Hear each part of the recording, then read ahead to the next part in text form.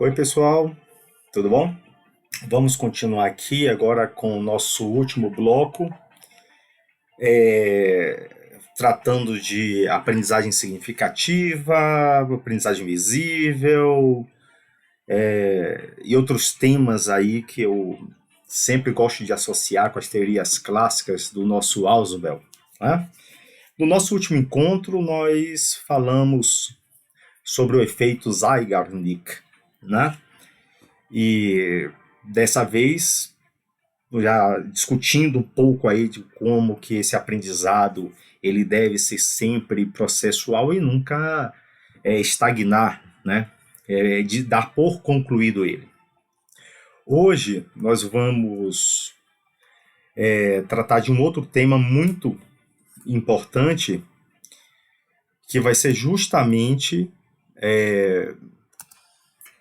o processo de metacognição, tá?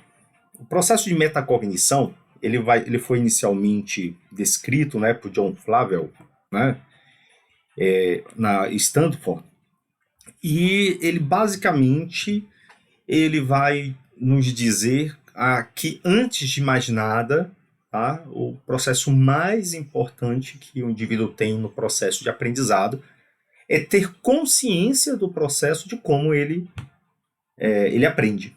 Tá? Então, ou seja, é a cognição da própria cognição. Nós já discutimos outros momentos que boa parte do que se trabalha hoje em educação de adultos, na andragogia, ele vem sendo derivado, de fato, da educação infantil. Né? E não foi diferente aí nesse caso.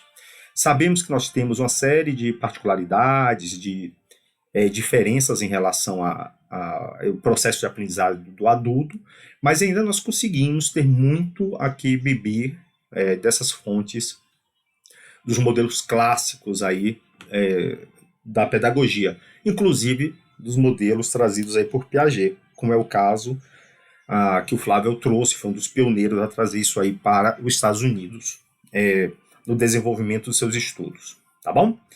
Então aqui está uma foto, um senhor extremamente simpático, com a cara de que realmente fez diferença e fez um trabalho no qual ele caminhou dentro daquele estado de fluxo, né, que nós discutimos aí no nosso encontro passado, tá?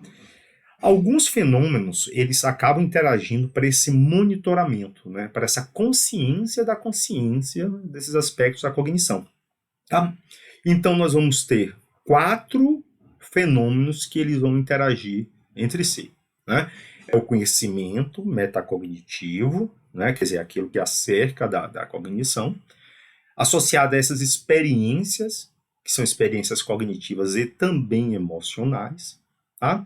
As ações que serão traçadas, né, para que se chegue a determinado objetivo, e esse objetivo propriamente dito. O objetivo, aquele final do processo metacognitivo, não é? Então, no conhecimento ou acerca dessa cognição, nós temos aí um conhecimento que o indivíduo tem sobre si, né? Do que ele sabe, inclusive sobre o próprio indivíduo, né? Ou seja, aquela máscara que nós temos das nossas potencialidades. Então, tudo isso é um fator que vai contribuir muito para que ele compreenda suas limitações, fragilidades, para que ele desenvolva esse processo de agregar mais conhecimento, né? E segundo ponto, nós vamos ter aqui, me perdoem, eu acho que minha tabelazinha saiu aqui fora da formatação, deixa eu ver. Não, tá perfeito aqui, tá? Depois nós teremos essas experiências metacognitivas, né, que vão ser essas vivências, essas percepções do decorrer desse processo, onde o indivíduo, ele, claro, ele traz isso, né, da forma como ele veio tendo sucesso e fracasso no decorrer aí da sua vida, e nesse momento de como ele vai traçar essas estratégias, né, daquilo que foi mais favorável, mais prazeroso, aquele que ele acaba se afastando, e as ações propriamente ditas, né, que é o que ele vai fazer para atingir determinado processo, né, para determinado objetivo, determinada meta, né? Ou seja, como se fosse uma coisa meio planificada. E por último, aonde ele vai querer chegar, esses objetivos no qual ele alcançou. Tá? Tudo isso nós devemos imaginar que não é um processo consciente, ó, a pessoa não para e fica pensando inicialmente o que eu farei para aprender isso. Né? É um processo que ele vai acontecendo como se fosse uma segunda camada aí da capacidade realmente da cognição, tá bom? Ah, eu vou trazer aqui alguns trabalhos, mostrar alguns diagramas que vão aumentando essa compreensão sobre essa metacognição, tá bom? Aqui eu trago um trabalho do Vertuan, tá, e colaboradores, que ele vai fazer com modelagem matemática, onde ele vai mostrar justamente como se fossem subdivisões que acontecem desses 4 princípios, dos conhecimentos, das experiências, das ações e dos seus objetivos. Não é? Esses 4 que estão inteiramente relacionados e intrincados, eles vão ter um momento dali, tá, de uma dimensão de monitoramento, podemos dizer assim, da reflexão, onde o sujeito, então, ele reconhece e avalia as suas estruturas, né, com suas possibilidades, processos de vantagens e desvantagens.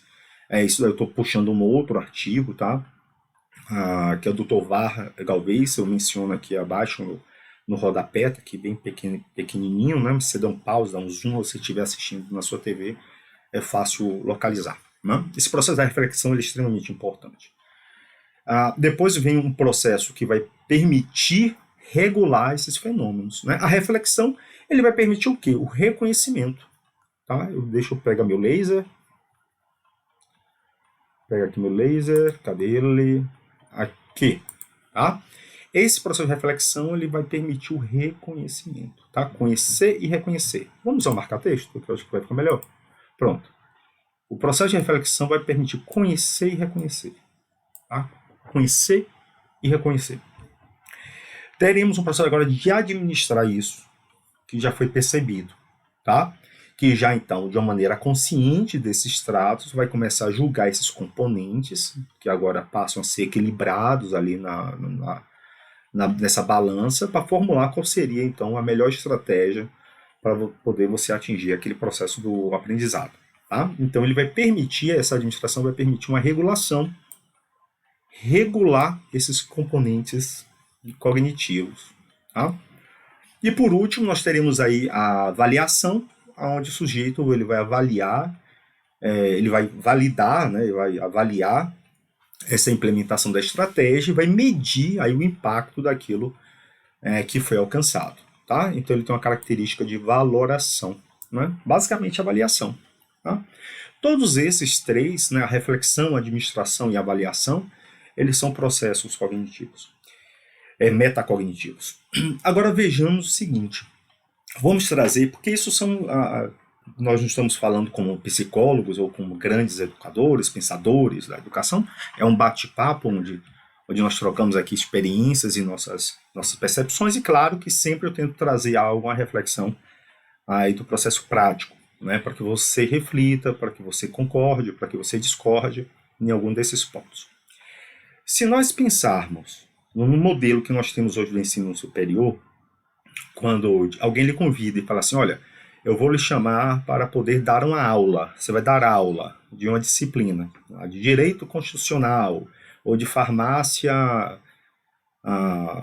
industrial, né, ou bioquímica, ou qualquer disciplina dessa, veja que a primeira coisa que você tem é uma reflexão sobre os conhecimentos que você possui, tá? As sobre daquilo, da sua própria capacidade, de como você vai traçar isso do ponto de vista do conhecimento que você já possui, que você demanda ter para desempenhar aquele objetivo final, que é apresentar o seu conhecimento.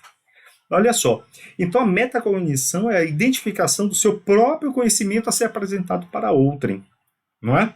Então tudo isso acontece numa velocidade espantosa e está no momento ainda da reflexão. Depois que você vai administrar isso e vai regular isso para saber que tempo eu vou me dedicar a cada atividade, aquilo que eu mais gosto de fazer, aquilo que menos me agrada, para daí você poder fazer, para você traçar o seu plano de aula, ou como você vai fazer isso, é como você vai selecionar esses temas, e aí vem aquelas dúvidas usuais para quem começa a encarar aí o ensino superior, mesmo da pós-graduação. E por último, você vai avaliar, e aí vem aquela parte mais, digamos assim, que muitos acabam sofrendo, mas será que a aula está boa? Será que eles vão entender? E assim sucessivamente. Onde você vai tentar validar até se o seu conhecimento chegou aonde você queria no processo do seu aprendizado. Então veja que aqui o aprendizado não é sobre bioquímica, o aprendizado que nós estamos falando aqui é como transmitir a informação que está em sua mente. Então esse processo não é o ensino da bioquímica, não é o ensino da farmácia industrial, não é o ensino do direito constitucional, é simplesmente como você pensa em transferir essa informação, e isso é cognitivo, e isso tem muito do emocional. Né? Isso vai trazer muito aí das escolas psicológicas e da administração e vai ter íntima relação e influência direta sobre aspectos motivacionais, tá bom? Vamos aqui um esquema que representa essas fases de processos e subprocessos que compõem essa autorregulação, né, da aprendizagem. Se nós formos voltar a discussões lá originais, né, bem de outros momentos, de outros debates nossos, nós vamos lembrar que o indivíduo ele tem que aprender a se autorregular, né, uma série de processos de auto. Aqui é o processo também aqui de autorregulação, tá? Então, vejam que como nós vamos trilhando esses passos. Né? Primeiro, na fase de antecipação, nós temos ali análise da tarefa. Tá? Esse aqui é um material que eu trouxe do Correia e Correia, tá? Onde vai estabelecer os objetivos e o planejamento, as crenças e a automatização, os valores em relação a isso. O que você disse, não, esse pensamento aqui que eu farei, de certa forma, ele é o melhor. E vejam que eu estou falando para você que está ministrando alguma aula, para você que está implantando algum método ativo, ou mesmo para aquele estudante que precisa ser o senhor do seu processo de autorregulação. O meu café não podia faltar, né? O meu copinho. Vamos para uma fase de autoexecução, tá? Onde vai demandar autoinstrução, imaginação, foco, determinação em relação àquilo, a estratégia que você vai ter para a sua aprendizagem, né? Toda aquela estrutura ambiental, que não quer dizer somente física, né? Mas do seu estado também de ânimo, e um processo aqui de auto-observação, tá? Que é esse monitoramento do que você está realmente assimilando, está produzindo, está fixando e que está fazendo sentido para a sua vida. Tá? Depois virá a fase de autorreflexão.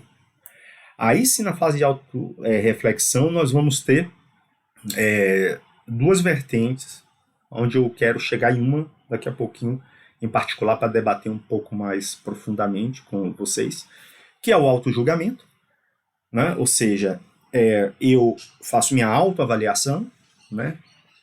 E aí vamos fazer um pequeno parênteses aqui, um ponto para lembrar o seguinte: quando estamos debatendo esses temas, eu estou trazendo, porque nós já estamos em um nível mais intermediário de conhecimento dos processos de métodos ativos, né, de suas ferramentas, mas nós somos obrigados, né, a parar, né, que tem que dar um pause e parar e falar o seguinte: não, mas o que isso me faz recordar, o que isso me faz lembrar, muitas vezes, né? Veja que quando eu falo do processo de autojulgamento, ele me faz entender o porquê lá nos módulos de ensino baseado em problemas, em particular, em outro vídeo, quem sabe a gente vai debater um pouco sobre isso, sobre questões tutoriais, o que realmente esse modelo nos diz, nessa proposta nos diz, os mecanismos onde os indivíduos e estudantes falam sobre o seu desempenho. Tá?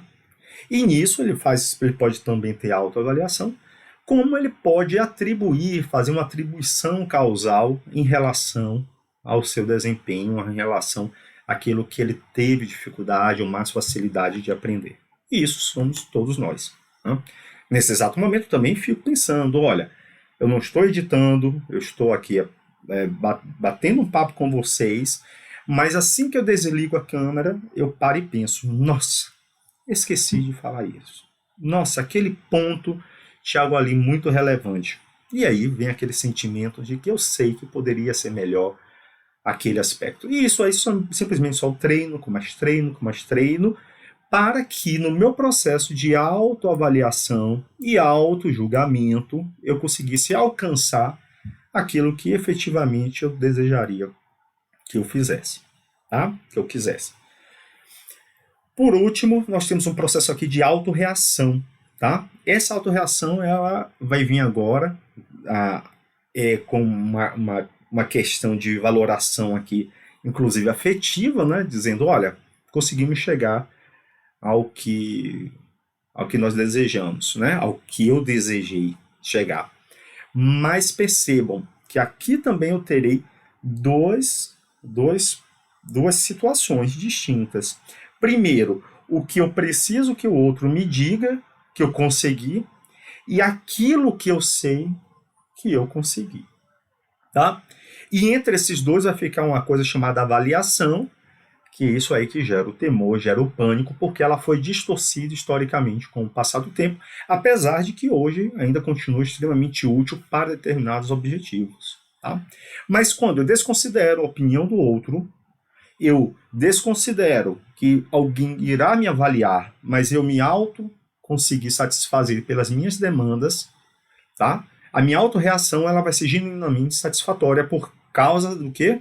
Dessa motivação intrínseca que eu tinha sobre aquele tema em específico, não é? Então você pode estar em uma sala de aula onde o estudante ele não vai ter afinidade pela sua matéria e você vai descobrir que é uma cantora, um cantor exímio que é apaixonado por música, mas estava ali simplesmente porque precisa de um curso superior, precisa de uma profissão e às vezes vê como na carreira de músico algo mais difícil de ser alcançado, ou mesmo por pressões familiares, não é? Então vejam que não é tão simples assim essas avaliações, não. Elas são muito complexas, elas não vou dizer que elas sejam impossíveis, mas ela requer um certo grau de dedicação para a gente entender o que é que está acontecendo naquele mundo ali do outro lado, né? Porque nós criamos um sistema extremamente artificial educacional, né? Ou seja, onde temos esse modelo ele é formado para se alcançar determinado objetivo e as pessoas simplesmente enveredam por isso como se fosse uma fórmula mágica. E eu sempre bato na mesma tecla. Não vamos criar fórmulas mágicas, vamos desenvolver nossas próprias ferramentas, com nossas próprias técnicas, porque nós somos capazes de autorregular esse processo através dos nossos feedbacks, tá?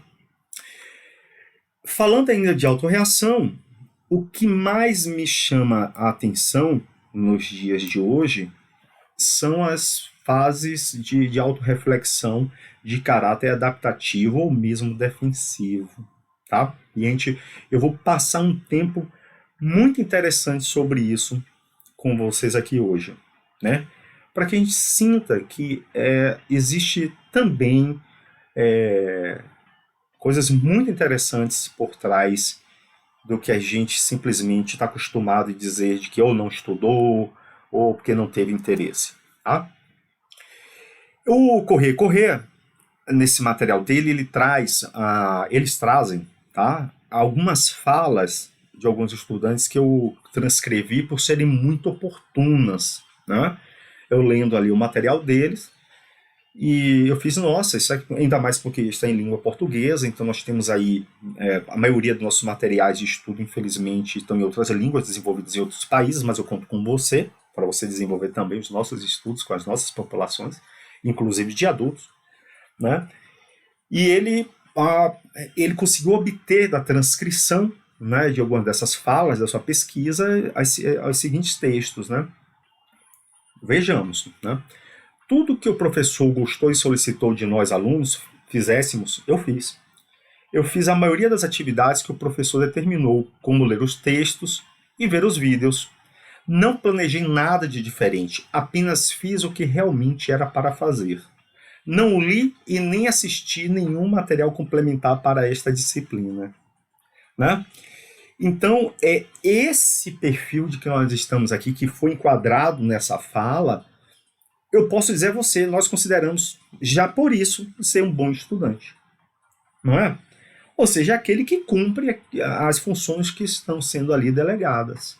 Mas o que é que você consegue notar? Está faltando algo que estaríamos associando muitas vezes a um olhar apaixonado por aquilo, né? Enquanto que essa fala é uma fala que é completamente dissociada de questões emocionais, ela é uma perspectiva técnica de fazer e aprender aquilo que se julga necessário para determinado objetivo, e o processo metacognitivo desse estudante é assim que o encaminhou.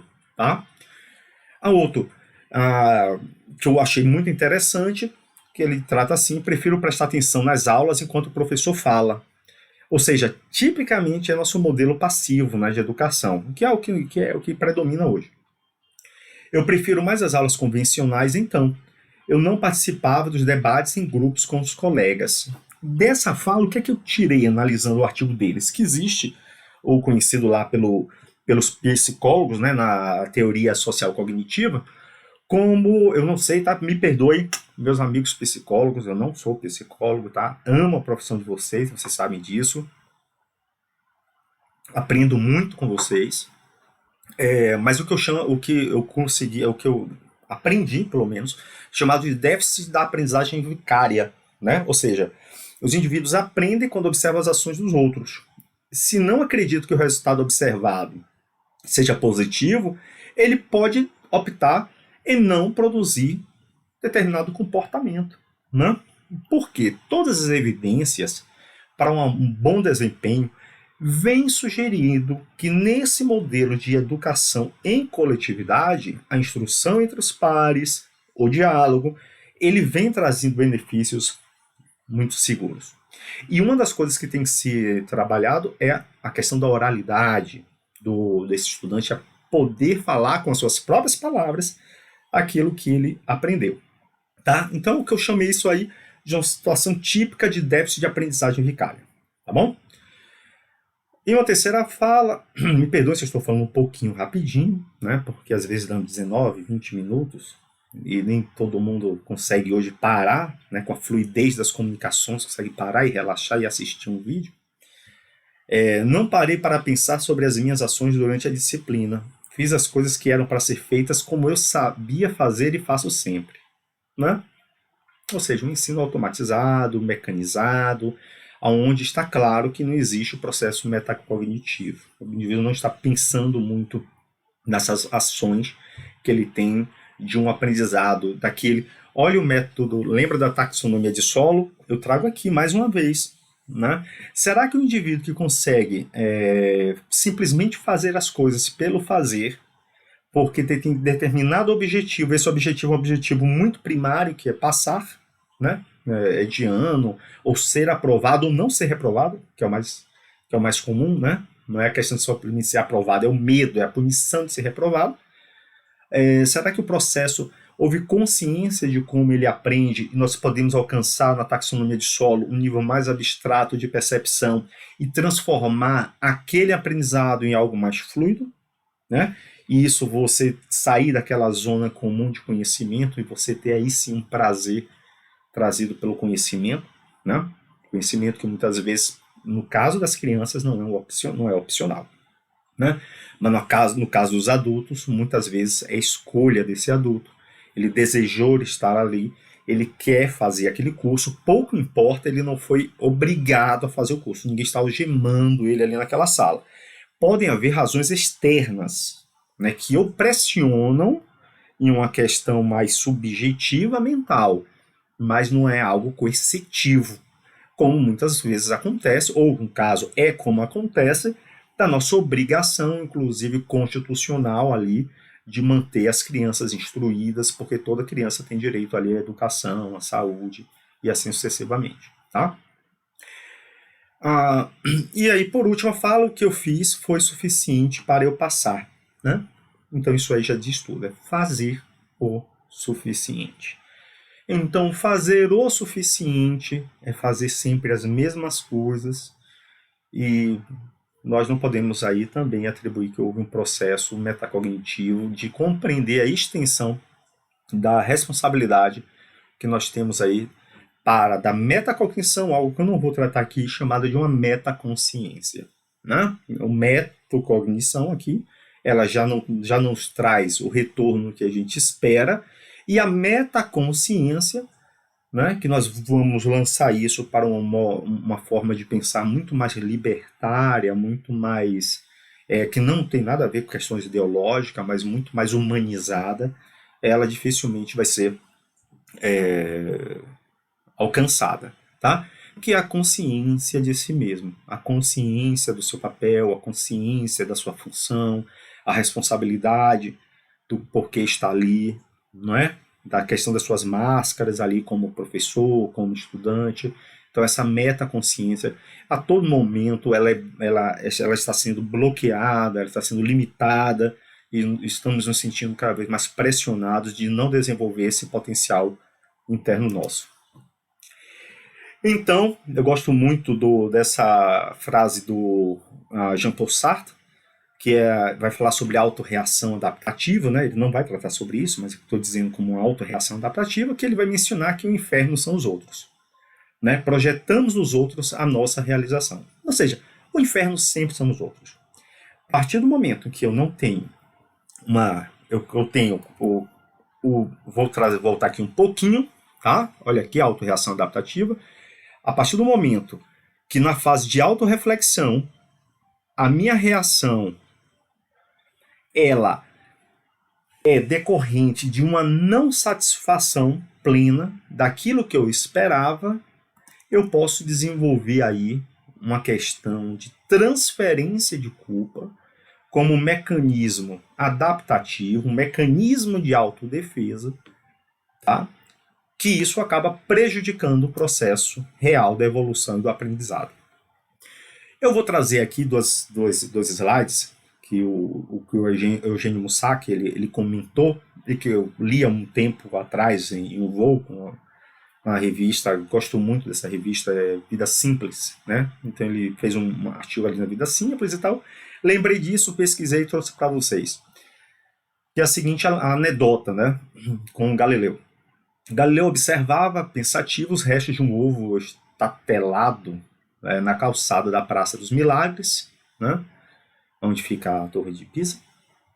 Quando foi interpelado por uma velhinha que lhe perguntou o que estava fazendo. E ele, pensativo, ali se questionando sobre a lei dos corpos em queda, né, duas massas, aceleração constante, tudo aquilo que revolucionou nossos conceitos de física, né? Ele, Newton, nós devemos praticamente boa parte do que nós sabemos e bebemos hoje em conceitos ocidentais e até orientais, óbvio, de física. E ele responde: estou tentando entender por que este ovo caiu da torre. E ela então responde: eu sei por que ele caiu. Emendou a mulher: porque você o soltou. Né? Então essa pequena anedota ela representa muito bem o como nós conseguimos de uma maneira muito superficial atribuir a determinado fenômeno, né? No caso aqui, o ovo caiu, mas não foi porque ele jogou, né? Ele falou o seguinte: não, eu fiz isso, mas existe algo superior a mim, né? Que vai ser essa gravidade que vai impor aí a queda desse ovo, né? Então vejam que pela taxonomia de solo se aplica perfeitamente isso, uma abordagem, uma visão superficial e no caso dele uma visão extremamente iluminada, muito mais profunda dos fenômenos físicos, tá? E aí o Eugênio, ele trouxe ainda em seu texto algo que eu vou transcrever, porque eu já disse, não vamos enveredar muito nas questões psicológicas, mesmo pedagógicas da escola clássica, que a gente tem as nossas tarefas, a gente faz nosso autoestudo, né, e cada um vai tendo seu processo de autorregulação, né? Olha que legal, né? O que eu espero é isso, que você não fique passivo na frente desse vídeo, que você vai conferir as informações e me mandar uma mensagem, Fabrício, eu achei isso legal, olha, isso aqui você poderia falar acrescentar essa teoria, eu achei que vai fechar muito bem com determinados pressupostos, isso que é o legal, tá? Então, esse vídeo aqui é apenas para lhe estimular, lhe motivar que você encontre também suas respostas, né? Transferência de responsabilidade, né? Vamos tratar agora um pouco isso daqui. Que isso aqui que é algo que ou que os professores sentem na pele, e aí nós vamos ver como eu vou mudar um pouco essa visão que nós temos, né, de como nós percebemos ali o estudante. Ninguém está livre de ter esse comportamento transferidor de responsabilidade. O problema é que ele pode se transformar em um padrão. Quem jamais ou quase nunca admite ter construído seus insucessos carrega consigo os sentimentos de frustração, de impotência e de injustiça. Tá? Frustração porque vê seus planos falharem. Impotência porque, como você não se atribui a culpa, sente-se incapaz de agir sobre seu próprio destino. Injustiça porque não se considera merecedor do infortúnio, uma vez que, em sua opinião, não é ele o autor do mesmo, ou seja, não é ele o indivíduo que é o autor do mesmo. Então eu acho muito bacana e me divirto, né? E meus amigos que conhecem, meus colegas que eu adoro, um grande abraço aí para todos vocês, né? Que muitas vezes um colega chega na sala, a gente está em uma reunião, e eu mesmo faço isso, falo assim, nossa, eu cheguei atrasado, me perdoe, mas o trânsito estava horrível. Nós fazemos isso em sala de aula, quando chegamos atrasados, mas teve um acidente. Ou então, você tem que entregar um projeto, a sua parte de escrita, mas a culpa foi da internet, a culpa foi do documento, foi o PowerPoint, foi o Word que falhou, a culpa foi do Bill Gates que construiu o Windows. Ou seja, nós sempre estamos, né, com uma tendência de transferir a responsabilidade, né, de uma maneira inconsciente. Ou aparentemente inconsciente. Ou parcialmente inconsciente. Eu não gosto de utilizar esse termo inconsciente, porque eu estou falando inconsciente, digamos assim, vulgar. Tá? Não estou falando daquele inconsciente técnico, do id, e assim não. Estou falando do inconsciente vulgar, digamos que no direito nós falamos assim de que não há dolo, né? Não há o dolo ali, então não tem culpa, né? Não teve a intenção. Então esse inconsciente muitas vezes não teve essa intenção, e aí nós vamos transferir para que não haja frustração, impotência ou injustiça. Legal? Então vejam que como mecanismo de defesa, né? O inferno sempre são os outros. Não é? Sempre são os outros. Quer dizer, se você que me assiste não entendeu o que eu estou falando, mas a culpa não é minha, a culpa é sua que não entendeu. A culpa é sua que não estudou, ou a culpa é sua que não foi ver as questões básicas do que eu salientei, que eu solicitei que estudasse, para poder chegar nesse nível de discussão. Por outro lado, você que está do outro lado da telinha, fala o quê? Não, eu não entendi porque você que não tem a didática. Eu não entendi porque você que não traçou os objetivos de maneira clara, onde o que eu deveria aprender. A culpa é sua. Olha só que bacana. Eu digo, é você que não está fazendo a sua parte. E você diz, não, é você que está fazendo um vídeo amador com microfone improvisado. E eu falo, mas é o que nós temos. E você fala, mas eu não tenho culpa. E eu falo, mas eu também não tenho culpa. Não é? Enquanto que aonde estaria aí a solução? Nós dois temos uma parcela desse problema de comunicação e podemos resolver isso. Aí vai vir uma pergunta que é simples e é essa que talvez muitas vezes nós esquecemos. Você está de fato interessado em entender? O que você fez na perspectiva metacognitiva para me ajudar a fazer você entender? E o que você fez por você para que você entendesse? Ou você está no plano da passividade? Eu, por outro lado, tenho que falar o seguinte, não, vamos agora inverter, e eu falo, não, eu tenho preocupação com o seu entendimento. Se você entrar em contato comigo, na medida do possível, ainda que seja indicando os materiais ou caminho a ser trilhado, eu faço questão que você entenda esses princípios. E aí, nós temos uma relação perfeita, que ela é baseada no que o meu desejo de bem-estar é ver o seu bem-estar em aprender. E o seu esforço para me fazer feliz é justamente me retribuindo dizendo que aprendeu. Não é isso? Então, mesmo quando se nós pegarmos até os relacionamentos humanos, né? Homem, mulher, namorado, namorada e tudo mais, você vai ver que a maioria dos problemas é quando nós desenvolvemos essa ruptura da culpabilidade. A culpa é sua, a culpa é sua, a culpa é sua. E aí perdemos essa linguagem mais humana, digamos assim, mais integral, e passamos para uma linguagem mais violenta, onde a culpa é sempre o do outro. É que você me magoa, é que você não faz isso. Não existe essa transparência, porque quando as duas partes assim desejam, né, que um deseja o outro fazer feliz, e isso é recíproco, eu acho que as coisas tendem a caminhar com mais equilíbrio. Com mais equilíbrio. Então vejam que eu não estou dizendo isso é uma receita de sucesso. Não, eu estou dizendo que as coisas podem ser piores. Porque se você mantiver a bilateralidade, né, do que eu estou disposto a te ajudar e você está disposto a aprender, nós podemos negociar isso daí. Legal?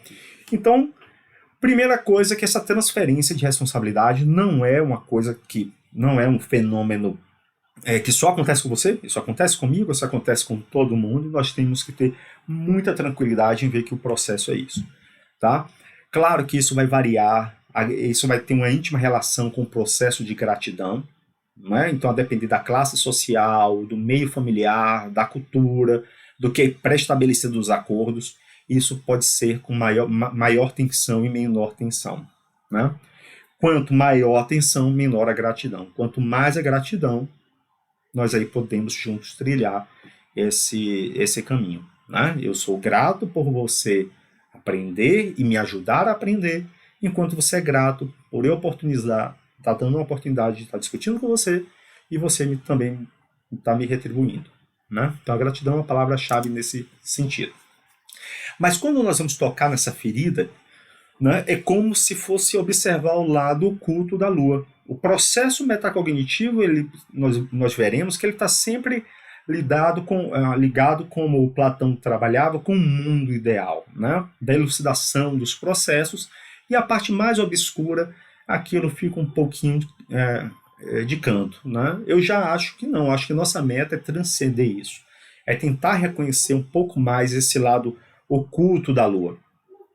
E aí, lá da psicologia, quando você quiser entender, lá da psicologia você pode tirar uma série de...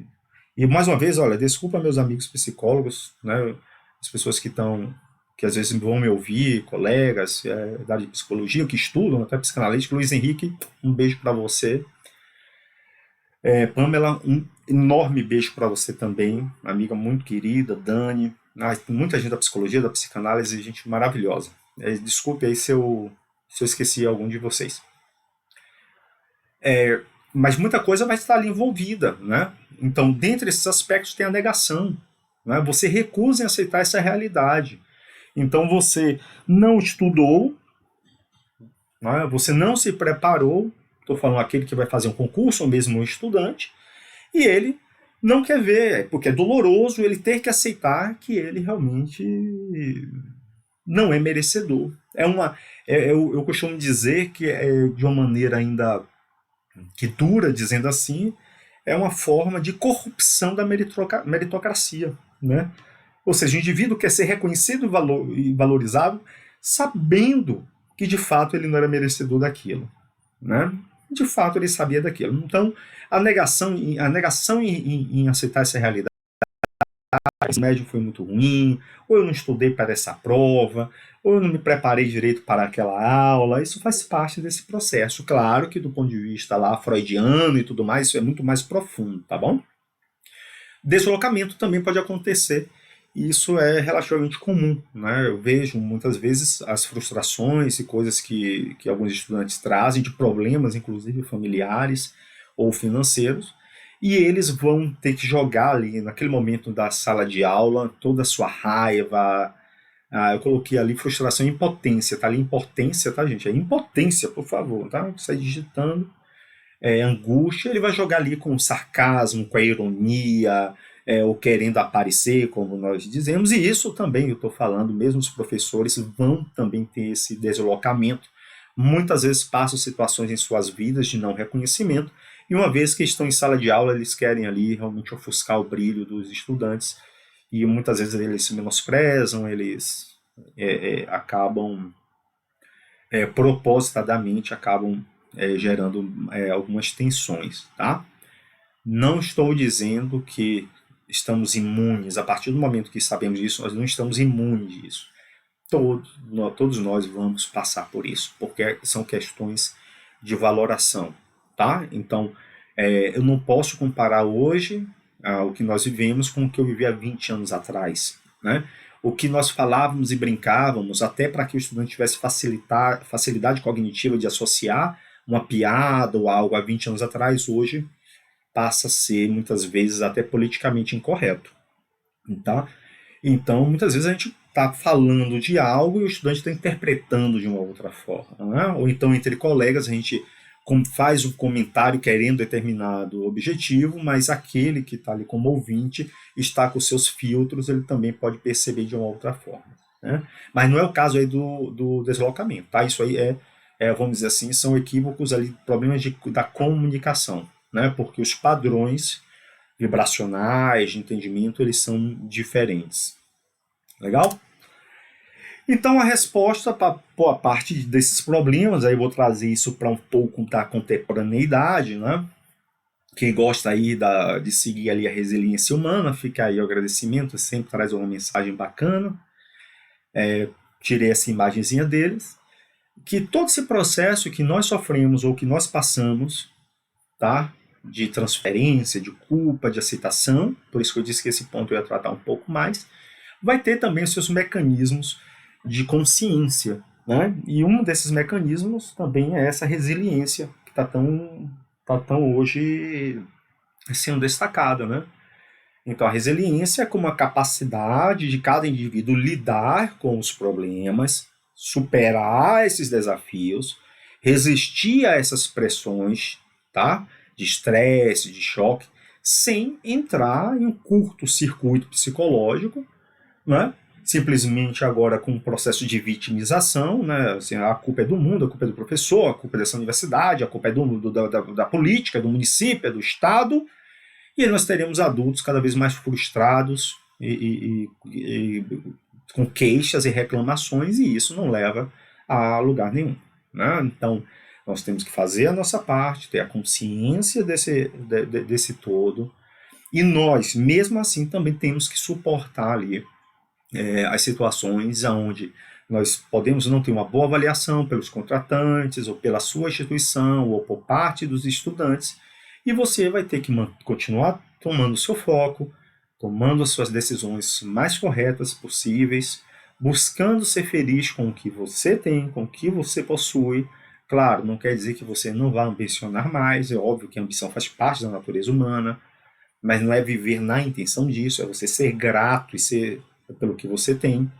Você tem que se manter forte, não quer dizer todo momento forte, mas ter a certeza de que você é capaz de suportar essas adversidades, ainda que seja um estudo, né?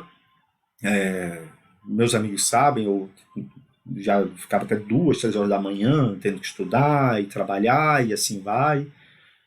Não que eu seja um exemplo, estou apenas relatando uma questão de que eu estou falando porque eu já senti isso também na pele, né? Então não estou falando como, mais uma vez, olha, aqui funciona isso, é assim, tem que ser. Não, eu estou falando porque eu me sinto assim também, já vivi por isso, e já passei por isso, e passo por isso, e eu quero trazer essas discussões para o nosso processo de aprendizagem, tá?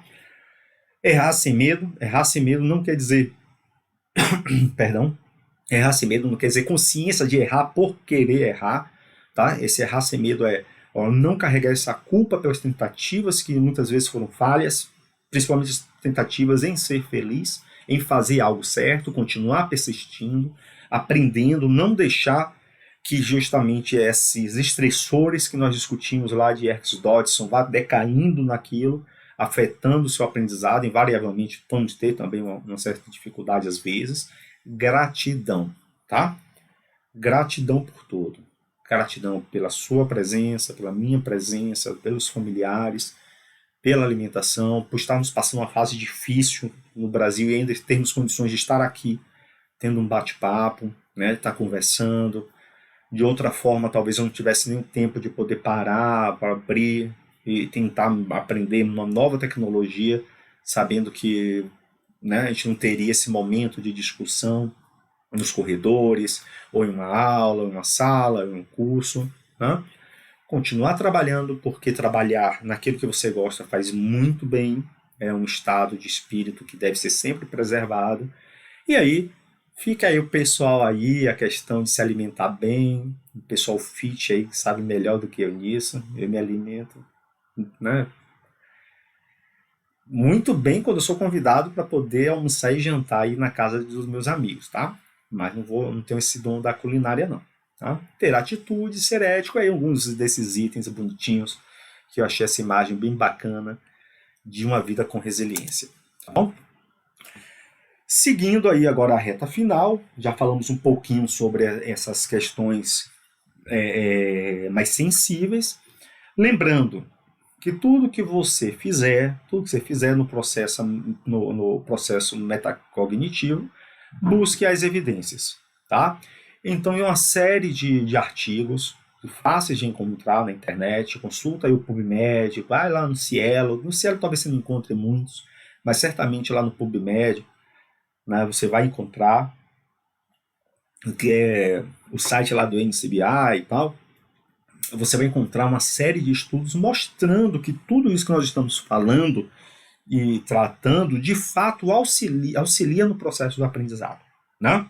Então, quando eu vou comparar, que eu diz assim, precisamos fazer com que você chegue ao processo metacognitivo. Se eu estou falando de algo que vai ser exigido, né, ou aquela consciência de memória, que seja decorada e não aquela coisa sentida, mas de memória, ter que analisar quais são os fatores, quais são os itens e coisas assim, eu não tenho dúvida de que os estudos que assim pesquisaram, de que fazer mais testes, isso agora eu já estou falando para os estudantes, para os colegas que vão fazer concurso e assim sucessivamente.